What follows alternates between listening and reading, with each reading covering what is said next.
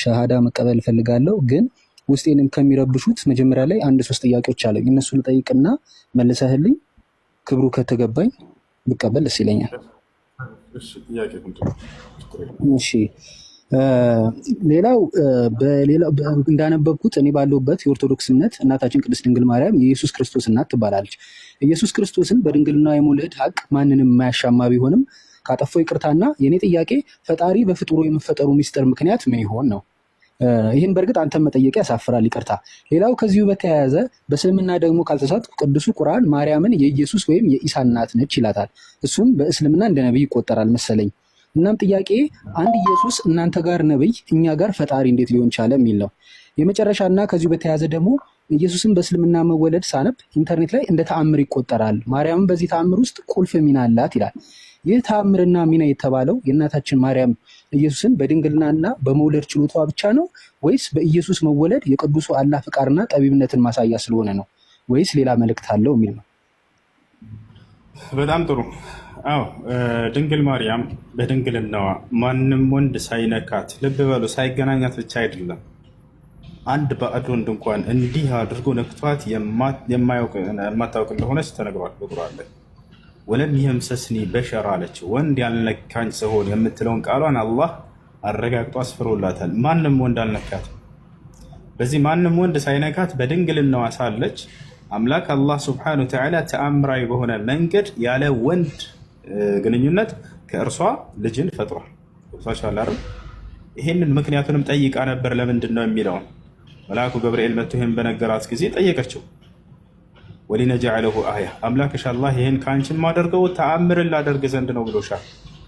ተአምር ማለት እስከዛሬ ሲደረጉ ከነበሩ ነገራቶች ወጣ ያለ በተለምዶ የማይታወቅ ያንን ጥሶ የመጣ ማለት ነው።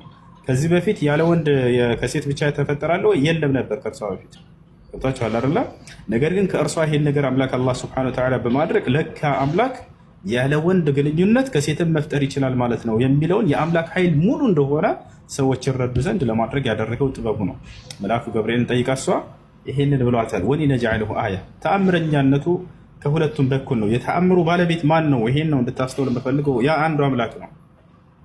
የመሲሁም አይደለም የማርያምም አይደለም። የእነርሱ አስተዋጽኦ አለበት ወይ የለበትም? አድራጊው ሁሉን ነገር ሰሪው ያ እርሱ ነው። ገብታችኋል አይደለ? ሁለቱንም ግን ተአምር አደረጋቸው አምላክ አላህ ሱብሓነሁ ወተዓላ። ሁለቱም ተአምር እንደሆነ ይገልጻል። ሁለቱም ተአምር እንደሆነ አላህ ሱብሓነሁ ይገልጻል። ከሱም አንፃር ተአምር ነው፣ ከሷም አንፃር ተአምር ነው። ወለቲ አሕሰነት ፈርጀሃ ፈነፈኽና ፊሃ ሚን ሩሒና ወጀዐልናሃ ወብነሃ አየተን ሊልዓለሚን ይላል። እርሷንም ልጇንም ለዓለማት ድንቅ ተአምር አደረግኳቸው ይላል አላህ። እርሷንም ልጇንም ተአምር አደረግኳቸው። የእርሷም ተአምር ነው ያለ ወንድ ማንም ወንድ ሳይገናኛት የወለደች ሴት ያቻት እናት ተብላ ትገለጻለች አይደለ? ተአምር ነች። እርሱም ተአምር ነው ያለ አባት ከእናት ብቻ የተፈጠረ የተገኘ በማለት ይሄም ለእርሱም ተአምር ነው። ገብታችኋል አይደለ? አምላክ በእነርሱ ላይ ድንቅ ስራውን ተአምሩን አሳይቷል። አዎ ተአምር ናቸው። ገብታችኋል አይደል? የዚህ ግን ባለቤቱ ማን ነው? ያ አንዱ አምላክ ነው። ያንን አንዱን አምላክ ነው ልንደነቅበት የሚገባው። ያንን አንዱን አምላክ ነው በዚህ ነገር ላይ ልንገረምበት የሚገባው። ገብታችኋል አይደለ? ያ ነው። ስለዚህ ክርስቶስ ለምንድን ነው ታዲያ ከተወለደስ በኋላ ወይ ከተፈጠረ በኋላ ምን ለመሆን ነው የሚለውንም ማርያም ጠይቃ ተመልሶላታል። ወራህመተን ሚና አላት። ቀጥሎ መልአኩ ገብርኤል ምን አላት? አምላክሽ አላህ ተአምር ላደርገውና ልክ እንዲሁ ደግሞ ከእኔ የሆነ እዝነት ሲሆን አለ። ለማን? ለእስራኤል ሰዎች። ነቢዩ ሙሐመድን ሰለላሁ ዐለይሂ ወሰለም ከእኔ የሆነ እዝነት ናቸው ለዓለም ሰዎች ብሎ ይገልጻቸዋል። ነቢያቶች የአምላክ እዝነት ናቸው ለሰው ልጆች። አምላክ ሲያዝን ጊዜ ለሰዎች ከራሱ ጋር ሊያስተዋውቃቸው፣ ሊያስታርቃቸው፣ ሊመልሳቸው ሲፈልግ ነቢያትን ያስነሳና ይልካል። ያ ነቢይ ስለ አምላክ ማንነት ሲናገር እነዚያ ሰዎች ሲያውቁና አምላክን ሲገዙ ሲያውቁ ጊዜ ዛኔ ከእርሱ ጋር ህብረት ይፈጥራሉ ማለት ነው። ገብታችኋል አይደለ? ስለዚህ አምላክ አላህ ሱብሓነሁ ወተዓላ መልእክተኛ አድርጎ ሊልከው ከእኔ የሆነ እዝነት የሚለውን በሌላ ቦታ ላይ አላህ ሲገልጸው ምን አለ? ስለ መሲሁ ሲነግራት ለማርያም ወረሱለን ኢላ በኒ እስራኤል አለ። ወደ እስራኤል ልጆች የምልከው መልእክተኛ አድርገዋለሁኝም አላት። ያችሁ ለእስራኤል ሰዎች የተላከ ነው። ለእስራኤል ሰዎች በቃ እንደ አርአያ ተደርጎ የተመረጠ ነው። አምላክ አላህ ሱብሓነሁ ወተዓላ ሌላ ቦታ ላይ በሱረቱ ዙኽሩፍ ላይ ሲናገር ምን ይላል? ኢን ሁወ ኢላ ዐብዱን አንዐምና ዐለይሂ ወጀዐልናሁ መሰለን ሊበኒ እስራኤል ይላል። እርሱ የማርያም ልጅ ጸጋዬን ከዋልኩባቸው መልእክተኞቼ መካከል ነው፣ አገልጋዮቼ መካከል ነው ካለ በኋላ ለእስራኤል ልጆችም ተምሳሌት አድርጌዋለሁ ይላል። እርሱ አዎ በጊዜው ለነበሩ ለእስራኤል ሰዎች መልእክተኛ ነበር፣ ተምሳሌት ነበር፣ ነብይ ነበር። ለትውልዱ ስለ አምላክ ሰብኳል፣ ስለ አምላክ አስተምሯል፣ ማድረግ ያለበትን ሁሉ አድርጓል። ይህ ነው በእርሱ በኩል አምላክ አላህ ሱብሓነሁ ወተዓላ እንዳልኳችሁ ድንቅ ተአምርን አሳይቷል ለሰዎች ታችኋል። ሙታንን የማስነሳት ተአምር ተሰጥቷል። ማየት የተሳናቸውን አይናቸውን የመፈወስ ተአምር ተሰጥቷል። መስማት የተሳናቸውን እንዲሰሙ ተአምር ተሰጥቷል። ለምጽ ያለባቸውን ዝም ብሎ በመዳበስ ይፈውሳቸው ነበር። ቢስሚላህ በአላህ ስም ብሎ ይፈውሳቸዋል። ወዲያውም አይናቸው እያየ ይፈወሳሉ። መሲሁ ከደጋግ መልእክተኞች ነቢያቶች መካከል ነበር።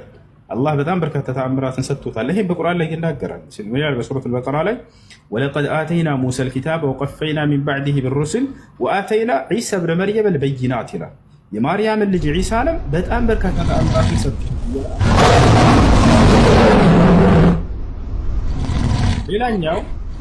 ሌላኛው ምንድን ነው? መሲሁ ዒሳ ዓለይሂ ሰላም የሚደንቅ ተአምራቶችን ካደረጋቸው መካከል ከማ ዩርዋ ዛሊክ ይህ እንደተዘገበው መሲሁ ከዕለታት አንድ ቀን ከእስራኤል ወጣ ብሎ መሄድን አሰበ። ለመሆኑ ይሄ መሲሁ ያለበት መንገድ እውነት ነው ወይንስ ሐሰት ነው የሚለውን ለማረጋገጥ አንድ ሰው አብሮት ልከተለህ የምትሄድበት ቦታ ነው። ልከተለህ አለው። መሲሁ እሺ ተከተለኝ አለው። እሺ ተከተለኝ አለው። በጉዟችን ላይ ጉዞ ሊያደርጉ ነው። ስንቅ መያዝ አለባቸውና ስንቅ እንያዝ አሉ። መሲሁ ዒሳ ዓለይሂ ሰላም አንድ ዳቦ ወይንም አንዲት ቂጣ ይይዛል። ያኛው ደግሞ ሁለት አመጣ። በቃ ስምምነት አደረጉ። በጉዟችን ላይ እነዚህን ሶስት